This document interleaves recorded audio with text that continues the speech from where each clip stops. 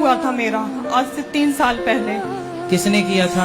मुझे नहीं पता क्या था क्या नहीं था, क्योंकि पहले मैं बहुत वैसी थी, मतलब अच्छी लगती थी, सारी चीजें थी, घर में रहती थी, पढ़ाई करती थी। मुझे नहीं पता कौन था कौन नहीं था। 3 साल पहले? 3 साल पहले। आप कितने वर्ष की थी उस समय? 17 साल की।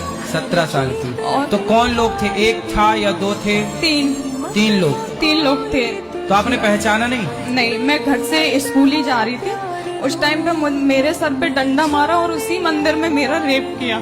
डंडा मारा तब आप बेहोश हो गई? वो हो गई, मेरा पूरा सिर फट गया था पीछे से, तो मैं बेहोश हो गई। और मेरे घर वालों ने मुझसे ये कहा कि तू किसी और के साथ भाग गई थी, और उस चीज का दर्द मैं आज भी झेलती आ रही हूँ।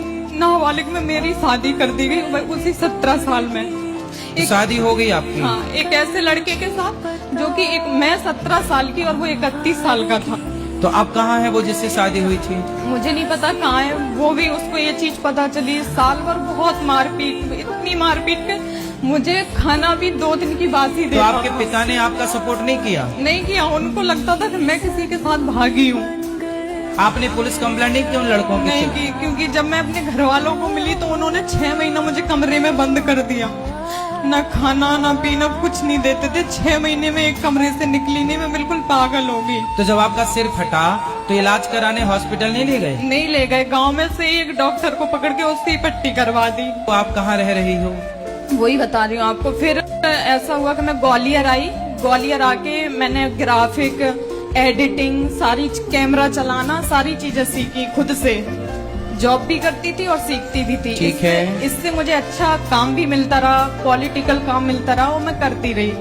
तो घर वालों को लगा कि मैं अब ठीक ठाक हो गई हूँ, तो मुझे बुलाने लगे। पहले कोई सपोर्ट नहीं कर रहा था। जब आप पैसा कमाने लगी तो बुलाने लगे? अभी दिवाली पे वो लोग परेशान थे, तो मेरे पास फोन आया कि बेटा पैसों की जरूरत है, कलर करवाना है, ये करवाना है। मैंने 60,000 रुपए उनको डाल दिए, बिना कुछ सोचे, बिना कुछ समझे।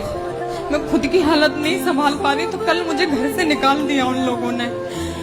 अच्छा। ये कहकर के मेरी बदनामी हो रही है। जब मैं पैसा देती थी तब घर पे बुलाते थे, तब बदनामी नहीं होती थी। माँ बाप बड़े स्वार्थी हैं भाई।